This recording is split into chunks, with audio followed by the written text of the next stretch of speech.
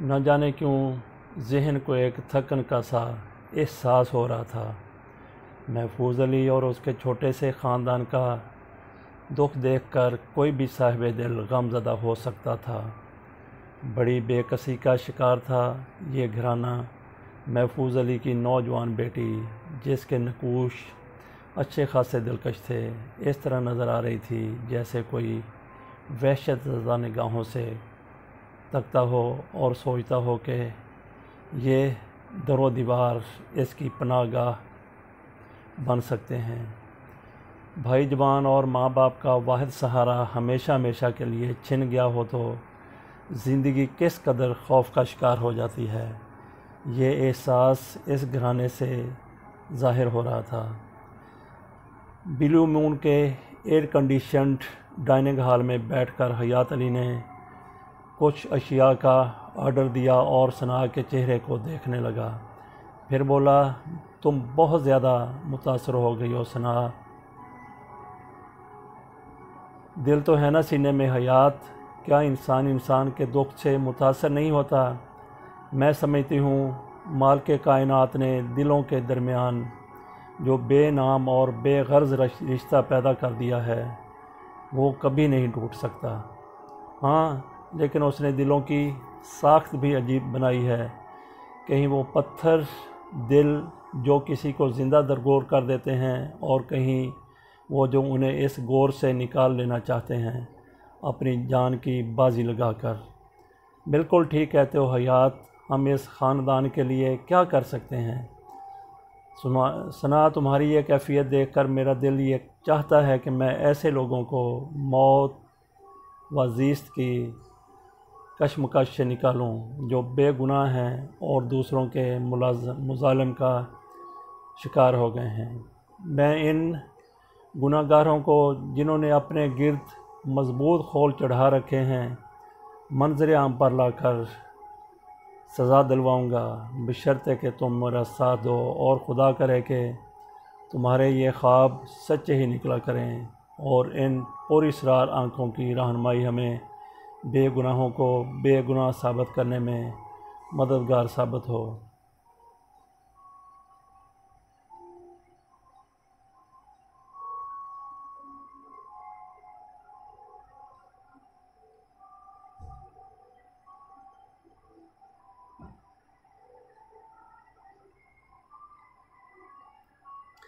کبھی کبھی قدرت بڑے انوکھے ذرائع سے کام لے کر مظلوموں کی داد رسی کراتی ہے۔ اچھا خیر، ہم لوگ بہت زیادہ جذباتی ہو گئے، کیا کہتی ہو اب اس سلسلے میں؟ جناب انسپکٹر صاحب، فیصلہ آپ کریں گے، میں بھلا کیا کہہ سکتی ہوں؟ میرا خیال ہے ہم پہلے شمشاد علی سے مل لیتے ہیں، اس کے بعد تمہیں بتاؤں گا کہ کیا کرنا ہے۔ ٹھیک ہے، مگر شمشاد علی سے ملاقات تو جیل میں ہی ہو سکتی ہے۔ ہاں، میں کوشش کر لیتا ہوں، یہ کوئی اتنی بڑی بات نہیں ہے، اور پھر اس کے بعد میں تمہیں اس بارے میں اطلاع دوں گا۔ اسپتال کے معمولات جوں کہ توں تھے۔ ثنا اپنی ڈیوٹی سر انجام دینے میں لگ گئی اور ادھر سرپھرا حیات علی اپنی کوششوں میں مصروف ہو گیا، لیکن اسے اس وقت بڑی حیرت ہوئی جب جیل میں اس کی شمشاد علی سے ملاقات کی درخواست مسترد کر دی گئی۔ اس نے جیلر سے کہا، سر یہ میرا سروس کارڈ ہے، میں پولیس انسپکٹر ہوں، کسی سلسلے میں اس سے ملنا چاہتا ہوں۔ دیکھیے جناب، اس سے ملاقات نہیں کرائی جا سکتی، اصل میں وہ ذہنی مریض ہے اور ایک دو بار اپنے ملاقاتیوں پر حملہ کر چکا ہے۔ یہ دیکھیے اس کی میڈیکل رپورٹ ہے۔ جیلر نے ایک میڈیکل رپورٹ حیات علی کو دکھائی اور حیات علی پریشان ہو گیا۔ جیلر نے مزید کہا، اس کے والدین ہیں لیکن انہیں بھی ملاقات کی اجازت نہیں دی جاتی اور پھر اپنی سزا بھگت رہا ہے۔ وہ کوئی ایسا آدمی نہیں ہے جس کے بارے میں کوئی ہمدردانہ رویہ اختیار کیا جا سکے۔ ہم معذرت خواہ ہیں۔ ایس پی سجاد حسین سے جب حیات علی نے دل کی بات بتائی تو وہ بولے، وہ شخص خود میرے لیے بڑی ہمدردی کا مقام رکھتا ہے، لیکن ایک بات بتاؤ، تم اس کے لیے اتنے جذباتی کیوں ہو رہے ہو؟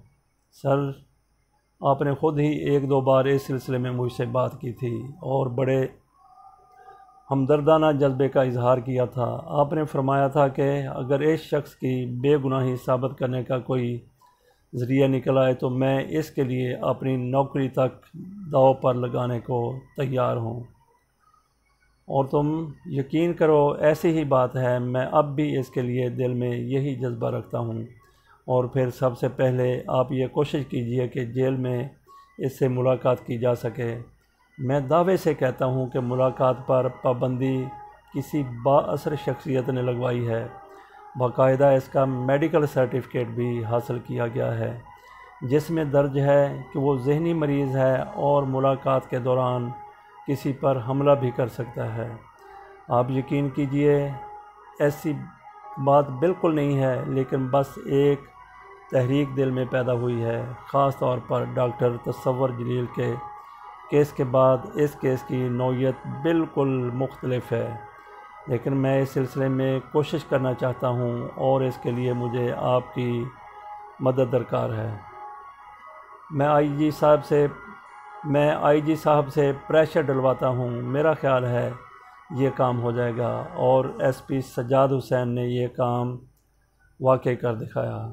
ثنا اور حیات علی کی ملاقات منظور کرا دی گئی۔ حیات علی نے کہا، ثنا تجربہ کر کے دیکھو، پہلے شمشاد علی کو نگاہوں میں لاؤ اور اس کے بارے میں اندازہ لگاؤ۔ یہ صحیح معنوں میں ایک دلچسپ تجربہ ہوگا۔ ثنا جیل جاتے ہوئے ایک عجیب سی کیفیت محسوس کر رہی تھی۔ حیات علی نے اسے ہسپتال کے باہر سے ساتھ لیا تھا۔ جب وہ جیل پہنچے تو جیلر ان کا منتظر تھا۔ آپ جس سلسلے میں بھی اس سے ملنا چاہتے ہیں ضرور ملیے۔ ظاہر ہے اوپر کے احکامات کو میں ٹال نہیں سکتا، لیکن ایک دوستانہ درخواست کرنا چاہتا ہوں۔ جی فرمائیے۔ میں چاہتا ہوں کہ آپ اس ملاقات کو مکمل طور پر سیگا راز میں رکھیں، کیونکہ اس طرح میرے لیے مشکلات کھڑی ہو جائیں گی۔ میں آپ سے وعدہ کرتا ہوں جیلر صاحب، یہ بات راز رہے گی۔ میں آپ کو آپ کے ہر طرح کے مفادات کے تحفظ کا یقین دلاتا ہوں، بشرطے کہ آپ آئندہ بھی مجھ سے تعاون کرتے رہیں۔ ٹھیک ہے، جیلر نے کہا۔ شمشاد علی کو کمرہ ملاقات میں لایا گیا تو ثنا کے دل میں اس کے لیے طرح طرح کے وسوسے پیدا ہو رہے تھے۔ کئی سوچیں اس کے دل میں آ رہی تھیں۔ اس کے اندر اس کے لیے ہمدردی مزید بڑھ گئی تھی۔ شمشاد علی گردن جھکا کر ان کے سامنے بیٹھ گیا۔ دلچسپ بات یہ تھی کہ شمشاد علی اپنی بہن کا ہم شکل تھا اور اس کے چہرے پر بڑی معصومیت نظر آ رہی تھی۔ میں آپ لوگوں کو نہیں پہچانتا، شمشاد علی، دو چار باتیں کرنے آئے ہیں تم سے، اگر تم مناسب سمجھو تو بتا دو۔ جی فرمائیے۔ بس یوں ہی محفوظ علی صاحب اور آپ کی والدہ سے ملاقات ہوئی تھی، بہن کو بھی دیکھا تھا، انہوں نے آپ کے بارے میں تفصیل بتائی تو ہم نے ان سے وعدہ کر لیا کہ ہم آپ سے ملاقات کی کوشش کر کے آپ کی خیریت ان تک اور ان کی خیریت آپ تک پہنچائیں گے۔ کیسے ہیں وہ میرے ماں باپ اور میری بہن؟ شمشاد علی نے بے قراری سے پوچھا۔ ظاہر ہے جس مشکل کا شکار وہ ہوئے ہیں، اس کے بعد یہ کہنا تو سراسر جھوٹ ہوگا کہ وہ خیریت سے ہیں۔ دکھی ہیں اور مشکلات کا شکار ہیں۔ ظاہر ہے بیٹے کی جدائی معمولی بات تو نہیں ہوتی۔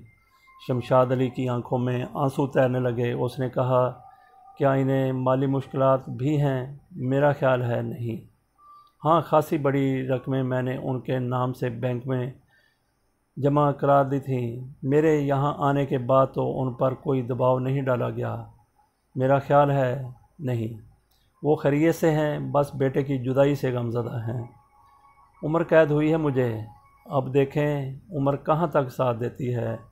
ویسے ایک بات آپ کو بتاؤں، اسے ذہن میں رکھیے گا، جب میری عمر قید کی سزا پوری ہو جائے گی تو مجھے فوراً ہی کسی دوسرے جرم میں ملوث کر دیا جائے گا، یا ہو سکتا ہے کہ مجھے جیل میں ہی زہر دے دیا جائے اور میں زندہ یہاں سے نہ نکل سکوں۔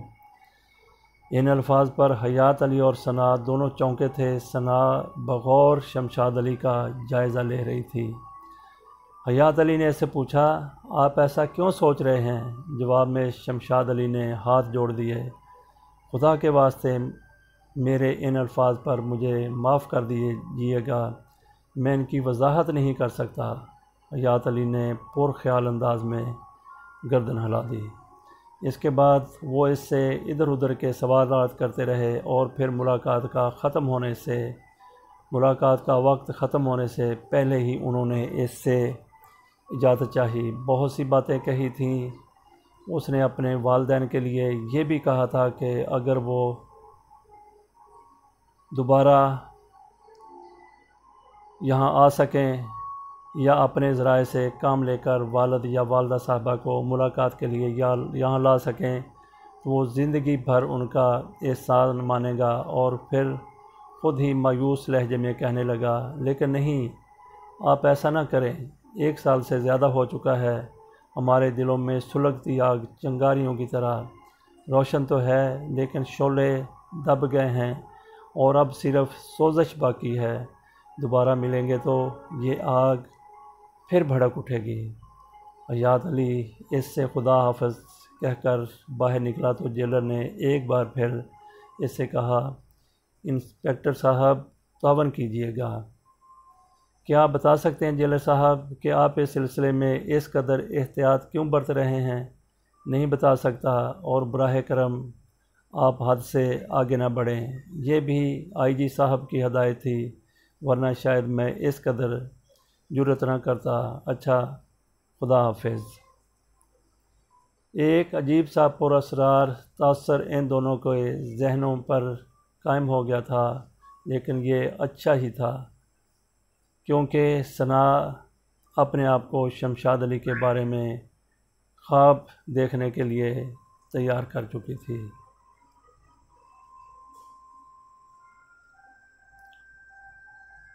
چھوٹا سا گھر، پریشان حالی کی تصویر، لیکن گھر کے مکین، ہر طرح ہر خیال میں خوش۔ اللہ نے جو عطا کیا اس کی عنایت۔ محفوظ علی، رقیہ بیگم، ثمینہ، ہر حال میں خوش رہنے والے۔ شمشاد روزانہ نوکری کی تلاش میں نکلتا تھا اور محفوظ علی اس کی ہمت بندھاتے تھے۔ بیٹے تمہیں تو ابھی جمعہ 8 دن ہوئے ہیں نوکری کی تلاش میں نکلے ہوئے، ہم سے پوچھو، پورے 4 سال بیکار رہے تھے۔ اللہ تعالیٰ کے حکم کے بغیر کوئی کچھ نہ کر سکتا ہے، نہ کچھ ہوتا ہے۔ پھر اللہ نے سنبھالا، نوکری مل گئی، تمہیں بھی مل گئی، تمہیں بھی مل جائے گی، فکر مت کرنا۔ پھر ایک دن ایک جنرل اسٹور سے نکلتے ہوئے ایک خوبصورت سی لڑکی سے ملاقات ہوئی۔ اس نے عجیب سی نگاہوں سے شمشاد علی کو دیکھا اور بے تکلفی سے اس کے قریب پہنچ گئی تھی۔ معاف کیجیے گا، میں آپ سے پہلے بھی کہیں مل چکی ہوں، پہلے بھی کہیں آپ کو دیکھا ہے۔ آپ کا نام صفدر علی ہے نا؟ شمشاد اسے دیکھ کر ایک لمحے کے لیے مسحور سا ہو گیا۔ لڑکی کی آنکھوں میں شرارت ناچ رہی تھی۔ شمشاد علی نے بدحواسی سے کہا، نہیں، آپ کو غلط فہمی ہوئی ہے، میرا نام شمشاد علی ہے۔ آپ سے مل کر بہت خوشی ہوئی شمشاد صاحب، لوگ مجھے رانیہ کہتے ہیں۔ جی، آپ نے قصبہ حمیر شاہ کا نام تو سنا ہوگا؟ جی۔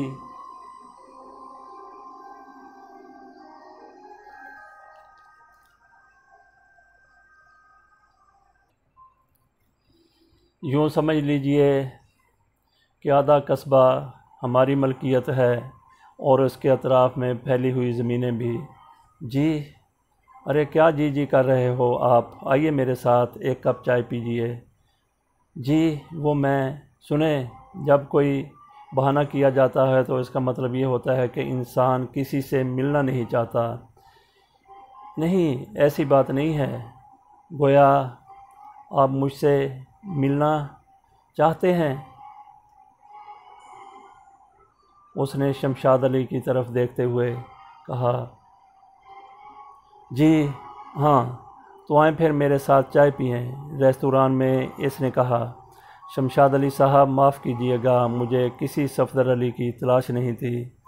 بس آپ مجھے ایک نگاہ میں اچھے لگے تھے۔ اصل میں یہ برائی ہے میرے اندر کہ میں اپنی کسی کیفیت کو چھپا نہیں پاتی۔ بے اختیار دل چاہا کہ آپ سے ملاقات کروں۔ اچھا جناب، آپ نے اعتراف کیا ہے کہ میں آپ کو بری نہیں لگی۔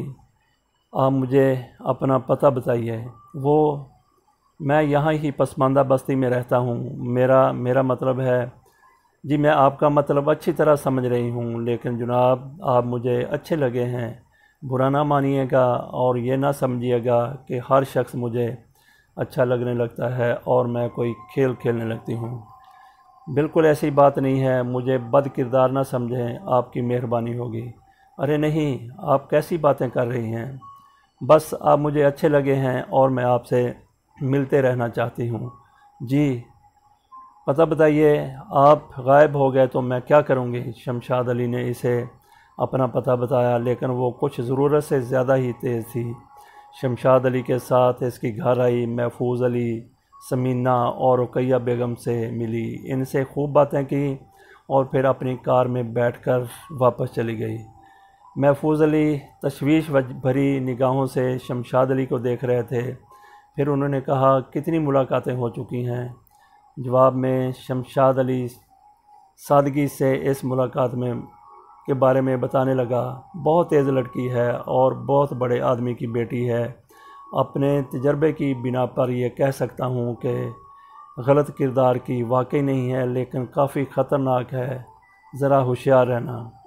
اب بیچارہ شمشاد علی کیا ہوشیار رہتا؟ دوسری ملاقات ہوئی، شمشاد علی گھر سے باہر نکلا تھا کہ رانیہ کی کار اس کے برابر آ کر رک گئی۔ اور جناب تو کبھی یہ کوشش نہ کرتے کہ میں آپ سے ملوں، نہ میرا ٹیلی فون نمبر لیا، نہ میرے گھر کا پتہ۔ آئیے بیٹھ جائیے شرافت کے ساتھ۔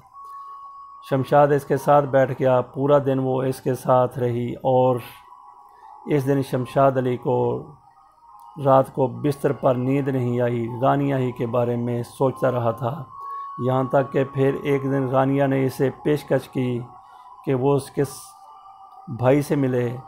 میں نے اپنے بھائی جان سے بات کر لی ہے، میرے بھائی جان کا نام راجہ ہدایت خان ہے، مگر شمشاد علی نے وعدہ تو کر لیا، مگر اس کی ہمت نہ پڑی، یہاں تک کہ ایک دن وہ گھر سے باہر نکلا تو ایک کار اس کے برابر آ کر رکی اور اسے کار کے اندر کھینچ لیا گیا۔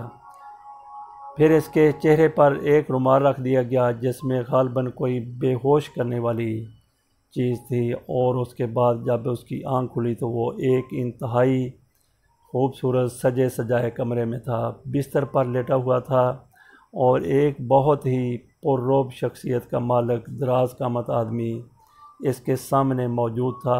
اسے دیکھ کر دل پر بہت ہیبت طاری ہوتی تھی، کچھ ایسا ہی رعب تھا اس کے چہرے پر۔ اس نے کہا، رانیہ تم سے محبت کرتی ہے؟ شمشاد خشک ہونٹوں پر زبان پھیر کر رہ گیا۔ اور تم مجھ سے گریز کرتے ہو؟ ایسی ہی بات ہے وہ جناب، دراصل میں نہیں، کچھ نہیں، نہ خوف زدہ ہونے کی ضرورت ہے، نہ پریشان ہونے کی، تمہیں ہر صورت رانیہ سے شادی کرنا ہوگی۔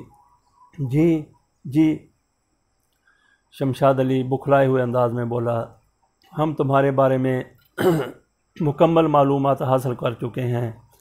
ایک غریب سے گھرانے کے انسان ہو، لیکن ہمیں رانیہ سے محبت، زیادہ پیار ہے۔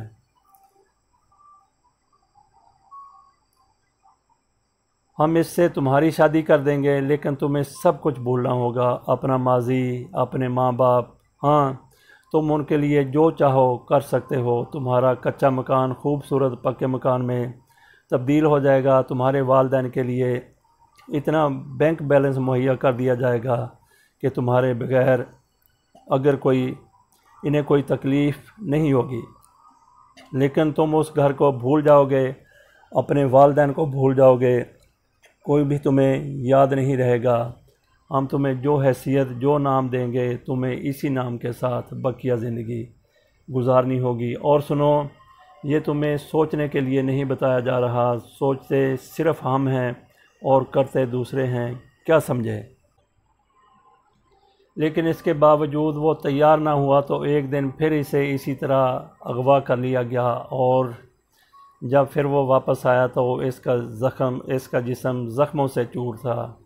گھر والوں کو اس نے راجہ ہدایت خان کے بارے میں بتایا اور محفوظ علی اس کی رپورٹ درج کرانے پر تیار ہو گئے، لیکن تھانے میں ان لوگوں کے ساتھ بہت برا سلوک کیا گیا اور ہدایت کی گئی کہ وہ یہ بات کہیں باہر نہ نکالے۔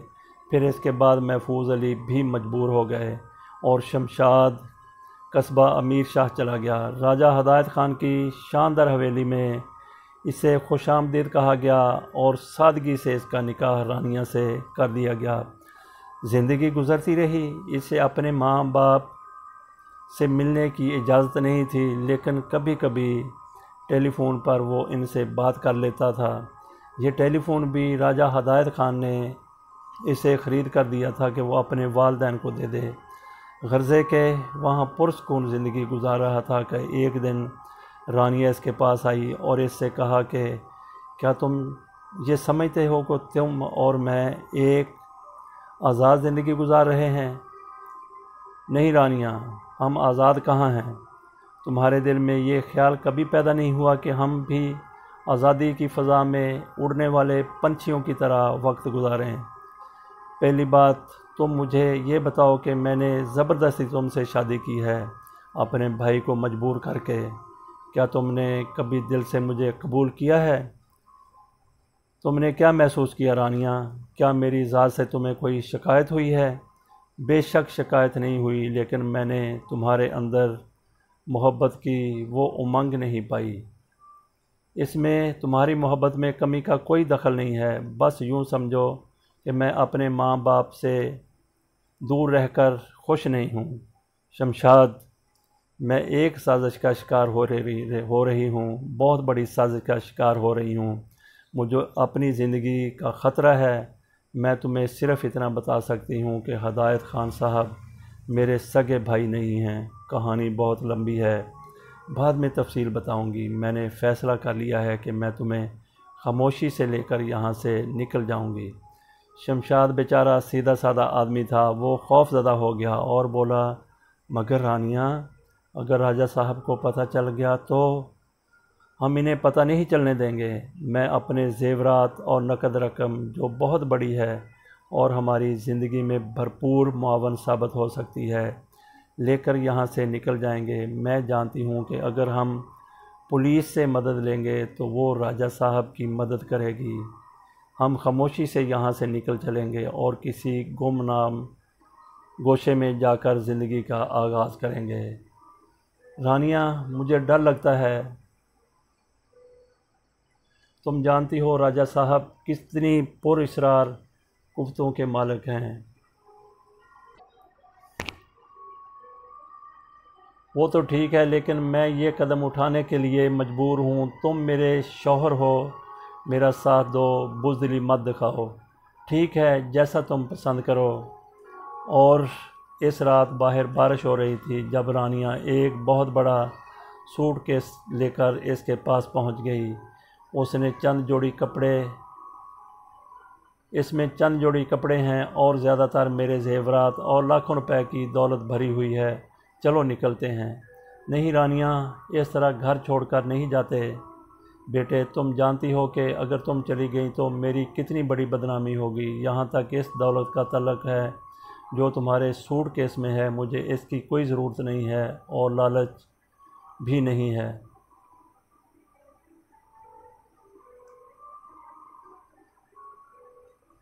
کیونکہ میرے پاس بہت کچھ ہے، لیکن تم اس طرح چلی جاؤ گی، یہ مشکل ہے۔ دروازے سے راجہ ہدایت خان کی آواز سنائی دی اور شمشاد علی اور رانیہ کے جسم کا سارا لہو خشک ہو گیا تھا۔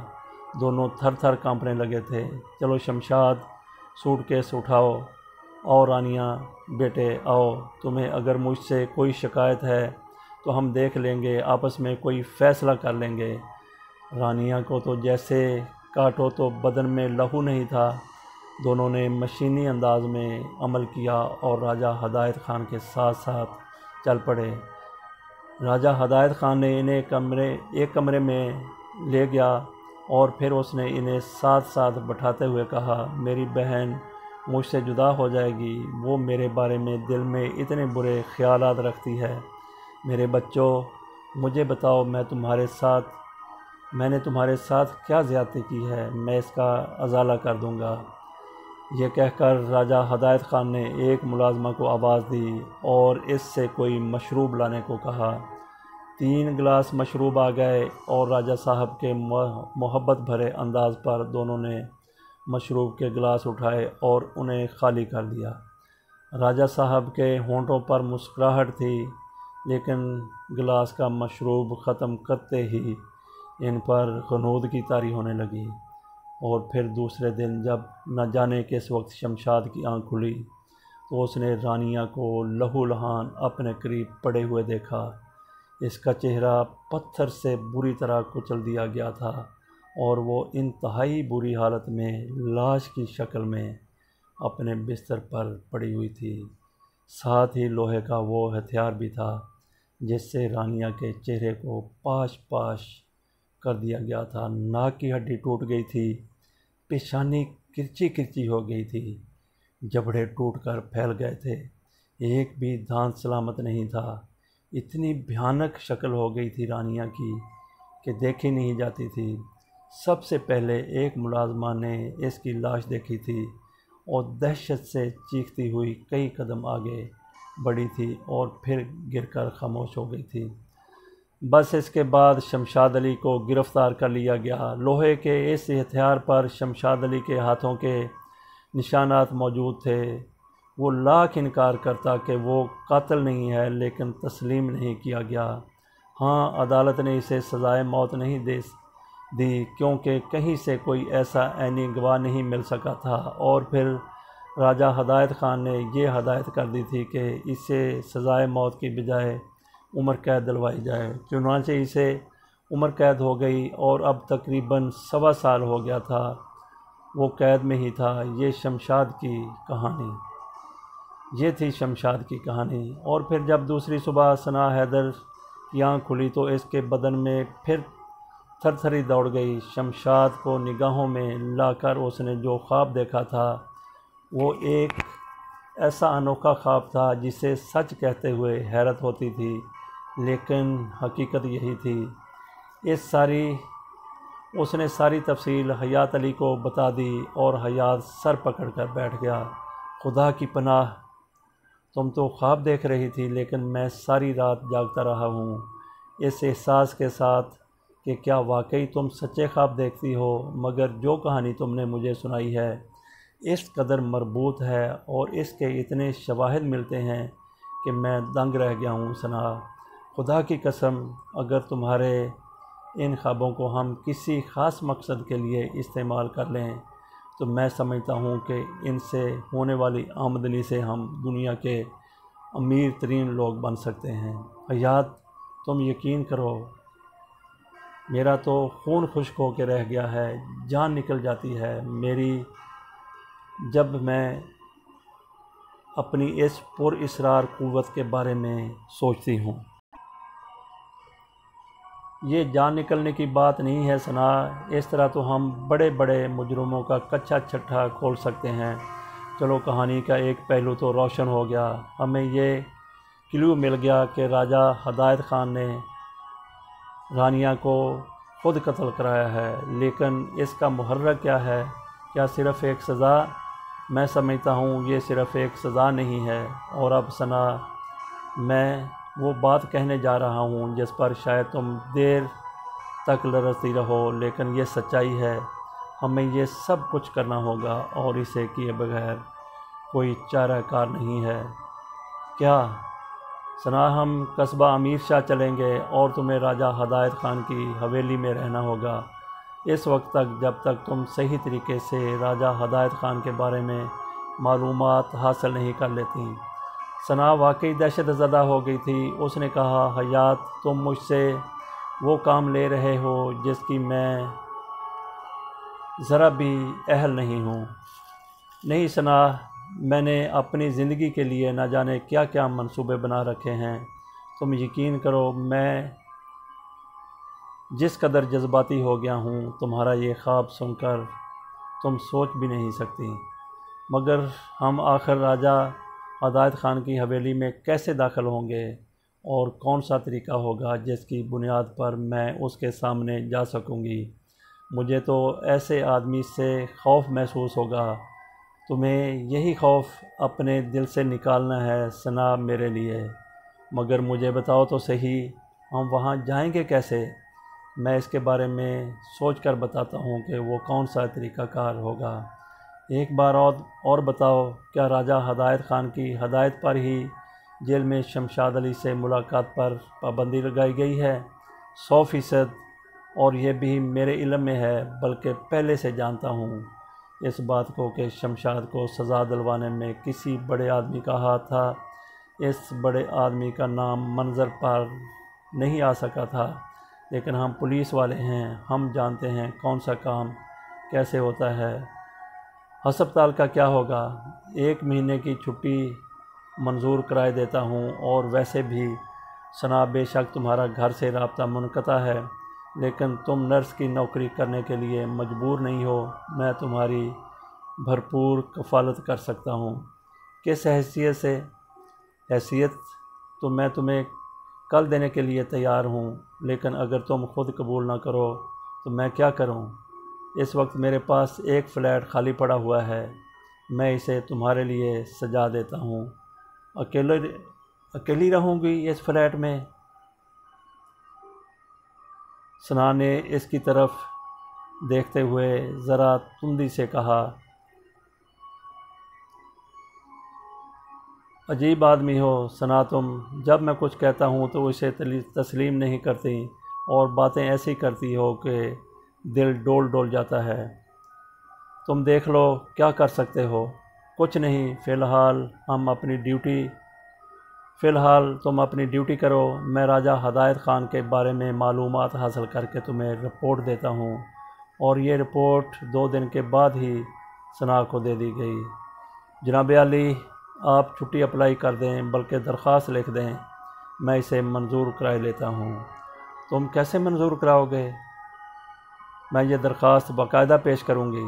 ثنا دیکھو، اب یہاں میرا تم سے اختلاف پیدا ہو جائے گا۔ تم باقاعدہ نہیں بلکہ بے قاعدہ یہ درخواست پیش کرو اور کہو کہ یہ چھٹی تمہارے لیے انتہائی ضروری ہے۔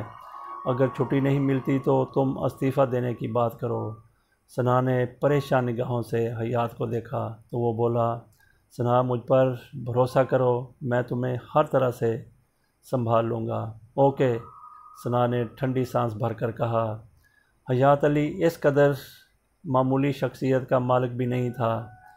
درخواست ثنا نے لکھی تھی اور حیات علی کو دے دی تھی۔ اس شام ہسپتال کے RMO نے اس سے کہا تھا، شہر سے باہر جا رہی ہو ثنا حیدر، یا کوئی گھریلو مصروفیت ہے؟ وہ سر ثنا ہچکچائی تو RM نے کہا، اوہ کوئی شادی وغیرہ کا مسئلہ ہے، ہمیں ضرور بلانا، تم جب چاہو جا سکتی ہو۔ حیات علی ملا تو بولا، کل سے چھٹی کر لو، میں تمہیں فلیٹ لے چلوں گا، اور سنو مجھ پر بھروسہ ہے یا نہیں ہے؟ ہے، ثنا نے جواب دیا۔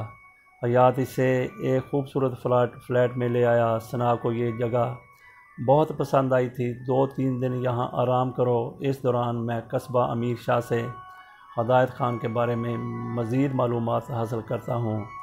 اکیلے ڈر تو نہیں لگا گیا؟ اور سنو، تمہارے چہرے پر کچھ ہچکچاہٹ ہے۔ ثنا کچھ لمحے خاموش رہی، پھر بولی، بالکل نیا عمل ہے حیات، گھر والے ویسے بھی مجھ سے نفرت کرتے ہیں، انہیں اگر علم ہو گیا کہ میں اس فلیٹ میں کچھ عرض کر سکتا ہوں۔ آپ ہسپتال میں بھی تنہائی رہتی تھی نا، یہاں بھی آپ تنہا ہی رہیں گی۔ کچھ تیاریوں کے لیے میں نے آپ کو یہاں زحمت دی ہے، ورنہ ہماری نشستیں بلیو مون میں ہی رہیں گی۔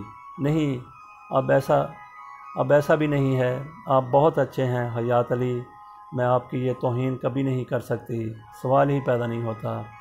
حیات خاموشی سے اسے دیکھتا رہا۔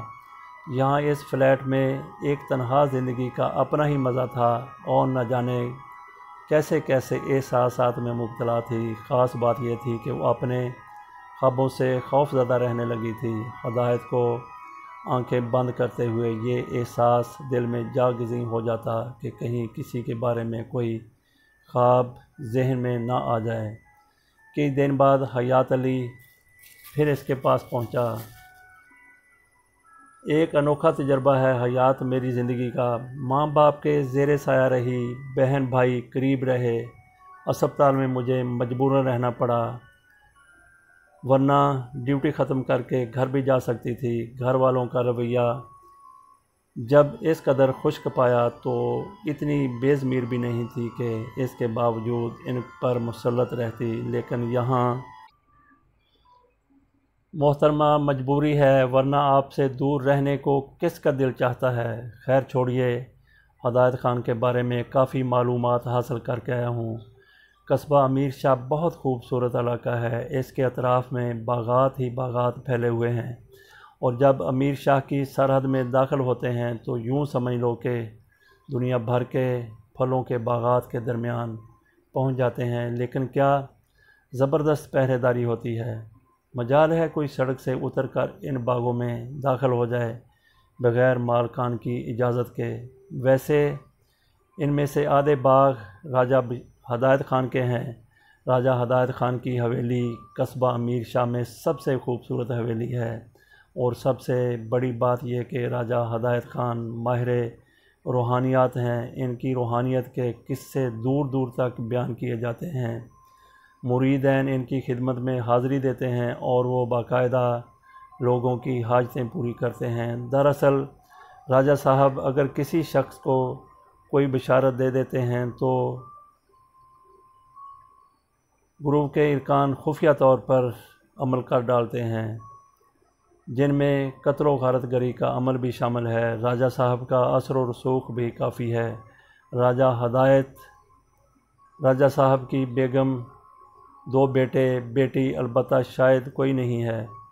راجہ صاحب کی بیگم، 2 بیٹے بیٹی شاید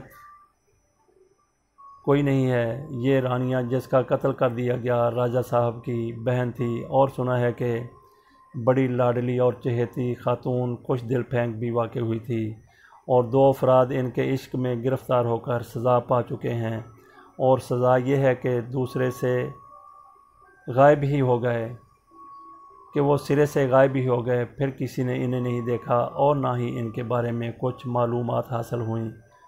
باپ رے، یہ سب کچھ بھی ہوتا ہے اس دنیا میں۔ زمین پر بسنے والوں کو ایسی بھیانک قوتیں حاصل ہو جاتی ہیں، ثنا نے جھرجھری لے کر کہا۔ راجہ صاحب کے عقیدت مند دور دور کے ان کے پاس پہنچتے ہیں اور راجہ صاحب ان کے لیے احکامات صادر فرما دیتے ہیں۔ ویسے راجہ صاحب کے کردار میں ایسی کوئی لغزش نہیں پائی گئی جس کے تحت کوئی خاتون ان کا شکار ہوئی ہو۔ بات اصل میں یہ ہے، تم خود مجھے بتاؤ محفوظ علی، ان کی بیگم اور بیٹی کیا اس قابل ہیں کہ انہیں لاوارث چھوڑ دیا جائے؟ حیات علی، یہ تمہارے اندر کا نیک انسان ہے جو اس طرح دوسروں کے بارے میں سوچتا ہے، ورنہ اس دور میں نہ جانے کتنے وجود زندگی کے نہ جانے کیسے کیسے مسائل کے بوجھ تلے دبے ہوئے سسک رہے ہیں۔ میرا تجربہ بہت زیادہ نہیں، لیکن میں ہسپتال میں نرس رہ چکی ہوں۔ ہمارے ہاں مریض آتے ہیں، کبھی کبھی جب ان کے دل بھر آتے ہیں تو وہ اپنی کہانی سناتے ہیں، اور وہ کہانیاں بڑی دکھ بھری ہوتی ہیں۔ ایسی بہت سی کہانیاں میرے علم میں ہیں، لیکن بات وہی آ جاتی ہے، ایک کے بعد ایک کہانی سامنے آئے تو انسان کون سی کہانی کو یاد رکھے۔ پھر آپ فرمائیے کیا ارادہ ہے؟ سچ کہہ رہی ہوں حیات علی، میں تو خوف زدہ ہو گئی ہوں۔ نہیں ثنا، خوف سے کام نہیں چلے گا۔ تم مجھے یہ بتاؤ کہ تم میرے ساتھ وہاں چلو گی؟ جائیں گے کیسے؟ ثنا نے سوال کیا۔ معاملہ ایک خطرناک شخصیت کا ہے، ہمیں محتاط رہنا ہوگا، کیونکہ ہم ایک اہم سلسلے میں اس کے پاس جا رہے ہیں۔ میں رینٹے کار سے ایک کار حاصل کر لوں گا، اس میں چلیں گے اور عقیدت مند کی حیثیت سے چلیں گے۔ بس تمہیں اس کی زیارت کرنی ہے اور اسے ذہن میں بسانا ہے۔ میں چاہتا ہوں کہ ایک بار تم جسے ذہن میں بسا لو اور اس کے بارے میں معلوم کرنا چاہو تو وہ تمہیں اس کا خواب نظر آ جاتا ہے۔ بس یہی کرنا ہے، یہی ہمارا مقصد ہے۔ ثنا: نہیں، واقعی محفوظ علی کے لیے کچھ کرنا اور شمشاد علی کے مسئلے کو سامنے لانا ہماری ذمہ داری ہے۔ میں تیار ہوں، مجھے بتاؤ مجھے کیا کرنا ہے۔ حیات علی پولیس آفیسر تھا، اپنے بارے میں بھی کوئی نشان نہیں چھوڑنا چاہتا تھا، اس لیے سادہ لباس کافی تھا، اس کے علاوہ اور کوئی ایسی خاص بات نہیں تھی۔ جب وہ سفید رنگ کی خوبصورت کار میں قصبہ امیر شاہ کی طرف چلے تو دونوں کے ذہنوں میں الگ الگ تاثرات تھے۔ حیات علی سوچ رہا تھا کہ اگر واقعی ثنا اس بار کامیاب ہو گئی تو SSP سجاد حسین یقیناً اس کے لیے DSP کے عہدے کی سفارش کر دیں گے۔ نوشاب کی برآمدگی کے بعد محکمہ پولیس میں حیات علی کو ایک اہم اور ذہین پولیس افسر کی حیثیت سے شمار کیا جائے گا۔ ثنا سوچ رہی تھی کہ کتنا اچھا لگ رہا ہے حیات علی کے ساتھ یہ سفر تنہا کرنا۔ گھر کے لوگ کسی طور برے نہیں تھے، لیکن انہوں نے دقیانوسیت کا لبادہ اوڑھ رکھا تھا۔ گھر میں تو خیر بہنیں تھیں، بھائیوں تک کو اجازت نہیں تھی کہ وہ بہتر انداز میں سوچ سکیں اور دنیا کے بارے میں اپنے طور پر جینے کا انداز اختیار کر سکیں۔ بہرحال ہر گھر کا اپنا ایک ماحول ہوتا ہے اور بزرگوں کے سوچنے کا ایک انداز بھی۔ اب یہ الگ بات ہے کہ بعض اوقات اس انداز میں بہتوں کے لیے مشکلات چھپی ہوتی ہیں۔ حیات علی بہت اچھا انسان ہے، لیکن وہ اچھی طرح جانتی تھی کہ جب اس کے والد کو اس بات کا علم ہوگا کہ حیات علی کا انتخاب خود اس نے کیا ہے تو سب سے بڑے مخالف وہی ہوں گے۔ ثنا نے ایک ٹھنڈی سانس بھری اور سامنے کا منظر دیکھنے لگی۔ حیات علی خاموشی سے کار ڈرائیو کر رہا تھا اور اس کا ذہن بھی الجھن کا شکار نظر نہیں آتا تھا۔ اچانک ہی اس نے کہا، ثنا مجھے ایک بات بتاؤ، تم اس کے سامنے جا کر خوف زدہ تو نہیں ہو جاؤ گی؟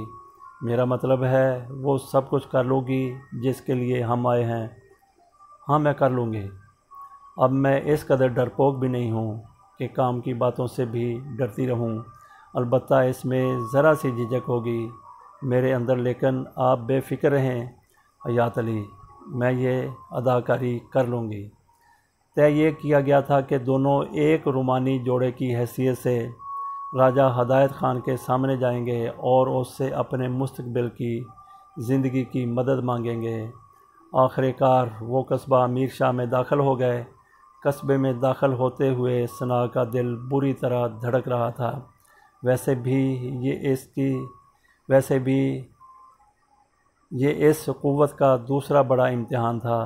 پہلے امتحان میں تو انتہائی شاندار کامیابی حاصل ہوئی تھی، بہت آسانی سے راجہ ہدایت خان کی حویلی مل گئی۔ حویلی واقعی کسی بہت بڑے رئیس کی حویلی دکھائی دیتی تھی۔ تمام تر روایتوں سے آراستہ بڑے سے چوبی دروازے پر دربان کھڑے ہوئے تھے، جنہوں نے دروازہ کھول کر کار کو اندر آنے کی اجازت دی، گویا یہاں آنے والے مہمانوں کی کوئی شناخت ضروری نہیں تھی۔ بڑے چوبی دروازے کے دوسری طرف ایک انتہائی وسیع و عریض پارکنگ لاٹ تھا جو بائیں ہاتھ کو تھا، اور اس وقت اس پارکنگ لاٹ پر 10-12 گاڑیاں کھڑی ہوئی تھیں، جن کی نمبر پلیٹیں بتاتی تھیں کہ وہ مختلف جگہوں سے آئے ہوئے لوگ ہیں، مختلف شہروں کے باسی۔ جب ان کی کار اندر داخل ہوئی تو ایک شخص نے بڑے اہتمام سے ان کی رہنمائی کی اور پھر کار پارکنگ لاٹ پر رک گئی۔ یہاں بھی وہ 2 آدمی کھڑے تھے۔ انہوں نے کہا، آپ یقیناً راجہ صاحب سے ملنے آئے ہوں گے؟ ہاں، ہم ان کے عقیدت مندوں میں سے ہیں۔ وہ مہمان خانہ ہے، اس طرف تشریف لے جائیے، وہاں آپ کو ہر سہولت مہیا کر دی جائے گی۔ بہرحال یہ لوگ یہاں کے اہتمام سے بہت متاثر ہوئے تھے۔ مہمان خانہ بھی بہت عمدہ بنا ہوا تھا اور اس میں 8-10 کمرے نظر آ رہے تھے۔ وہاں بھی خادم موجود تھے اور انہوں نے انہیں ایک خوبصورت آرام دہ کمرے میں پہنچا دیا۔ یہ لوگ کمرے میں فروکش ہوئے ہی تھے کہ ایک ملازم اندر آیا اور بولا، آپ کا کوئی سامان وغیرہ؟ نہیں، ہمیں کچھ معلومات درکار ہیں۔ جی فرمائیے، میں آپ کی ہر طرح مدد کروں گا۔ راجہ صاحب سے کب ملاقات ہوگی؟ شام کو 7 بجے وہ درس دیں گے، اسی میں وہ مہمانوں سے ملاقات کیا کرتے ہیں۔ یہ درس 8:30 بجے تک جاری رہتا ہے، ملازم نے جواب دیا۔ تقریباً 5:30 بجے انہیں بہت عمدہ قسم کی چائے پیش کی گئی۔ اس کے ساتھ ہی ایک اچھی شخصیت کا آدمی اندر آیا۔ اس نے کہا، براہ کرم اپنا نام درج کرا دیجئے، آپ کو کس نام سے پکارا جائے گا؟ حیات علی ثنا حیدر، حیات علی نے جواب دیا۔ اس شخص نے نام لکھا اور اس کے بعد چلا گیا۔ ثنا، دیکھ رہی ہو یہ سب کچھ؟ ہاں، بڑا متاثر کن ہے۔ مجھے صرف اس بات پر حیرت ہو رہی ہے کہ راجہ ہدایت خان نے جو یہ میلہ لگایا ہے، اس کا پس منظر کیا ہے؟ کیا کہہ سکتی ہوں؟ اس بات کو نظر انداز نہیں کیا جا سکتا۔ کیا کروں، پولیس والا ہوں۔ رگے تجسس پھڑک رہی ہے۔ چھٹی حس کہتی ہے کہ اس کے پس منظر میں کچھ ضرور ہے، یہ سب کچھ بے مقصد نہیں ہے۔ ثنا نے کوئی جواب نہیں دیا۔ خوف کے آثار اس کے چہرے پر نمایاں ہو رہے تھے۔ پھر شام کے 7 بجے مہمانوں کو درسگاہ میں آنے کی دعوت دی گئی۔ یہ درسگاہ بھی باکمال تھی، بہت بڑی جگہ تھی، لیکن ایئر کنڈیشنڈ۔ ایک طرف ایک بڑا سا تخت بچھا ہوا تھا جس پر اعلیٰ درجے کے قالین بچھے تھے، باقی فرشی نشست تھی۔ مہمان صرف 10-12 ہی تھے، 1-2 مقامی افراد بھی بعد میں آ گئے۔ پھر راجہ ہدایت خان پچھلے کمرے سے نمودار ہوا۔ بڑی متاثر کن شخصیت کا مالک تھا، دراز قامت اور پرجلال چہرے والا۔ وہ نگاہیں جھکائے اندر آیا اور تخت پر بیٹھ گیا۔ تمام لوگ عقیدت سے کھڑے ہو گئے تھے، کچھ خواتین بھی تھیں، اس لیے ثنا کو وہاں کوئی عجیب احساس نہیں ہوا۔